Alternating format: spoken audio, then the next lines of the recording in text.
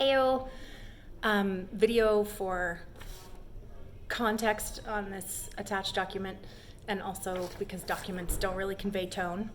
I wanted to explain the reason that we have communication protocols is absolutely not because we don't care. It's the exact opposite of that. No one who reached out to me in the last little while, take this personally. There's been tons of you, so if it was just about you, we'd be having a one-on-one. It is not just about one person. So the first reason that we have communication protocols is the obvious one. Managers do need their time away, and we can't just be on for the staff all of the time. Examples of times I've been texted about working unnecessarily, like when I'm not working. I've been on vacation and stoned out of my mind. I've been sick in bed, on my way to a funeral, camping with no cell service, at the hospital with a family member, on a mental health day having an extreme anxiety episode. This is just examples of times when staff have texted me things that could have easily been dealt with by the manager on shift. We're already working. This is another reason we're already working when we're not working. So if Stacy has a question for me about the schedule that's urgent, no one else can answer, she's reaching out to me. Juniper's trying to get help with our beer taps, and the company's only open at certain business hours, so she's calling them from home. Trying to catch up on anything we're behind with without the distraction of service. And staff pulling us away. It just happens all the time. So we're already doing a bunch of stuff from home to keep ourselves organized. And the other thing is we can't keep organized on the fly. So there's a good chance I'll forget if you text me. So I'll have to screenshot and file it via email or something like that. There are other things about the schedule that can't be accessed through the app. So we have to get in front of a computer, a lot of them. Most of the time, I don't have my cell on me while I'm running the floor. A lot of the time, a lot of the managers don't either. So there's a good chance they're not even going to see an urgent message until it's much later than if we would have gotten a landline phone call and could have known right away. Just thinking of like when a customer ordered a ranch in the middle of a frantic moment, and you might remember a day later that you never brought it. It's like there's a large volume of these things that come in, people needing things.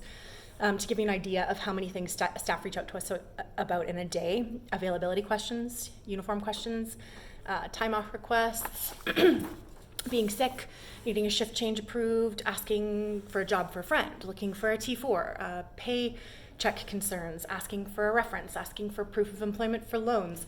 There's going to be something like every single day, and usually there's many, many things. So I know sometimes it seems to you like, oh, it's just one message. It's like, probably not. Yesterday I got 4, and I was quite sick for a couple of days, so it was really stressful for me knowing that I'm paying somebody to be there to handle this stuff, and I'm getting texts at home. It's just, it creates so much more stress. And I just want you to know we lay out these parameters to ensure that we're rested and organized, and so that the person available to help you is the best person with the best tools available at the time. It does literally make us better managers for you.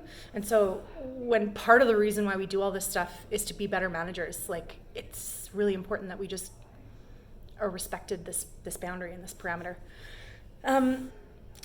Please note that this applies to any member of the management team, no matter how close or comfortable you are with them. So that's Juniper, that's Stacy, that's Olivia, that's Levy, that's Colleen, that's Sam, that's Brittany, that's all of us. It's not just, oh, Katie doesn't like it when I text her.